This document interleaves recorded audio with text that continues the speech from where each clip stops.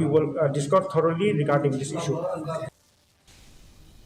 MLA ka Nongpoh uba Amiral Bonds mula Kyntait ka Jingdon jongki Khyrdop Khrong Khajna Be-Aiñ haka Surokbah hari Bhoi district haka baula ong bala dep ban weng lot yaki habakren chikilat patai khubor hinin gisngi uba mula pentip ru baki Khyrdop Khrong Khajna haki Surok jilla bat ki Surok shnong ki trei kam kat kum ki Jingdon jongka district council bat ki wei kitnat jongka sarkar hakaba kita ki Khyrdop ki lomi ki Khajna but ula ong ba ya kani de ban le kat kum ki Jingdon ai.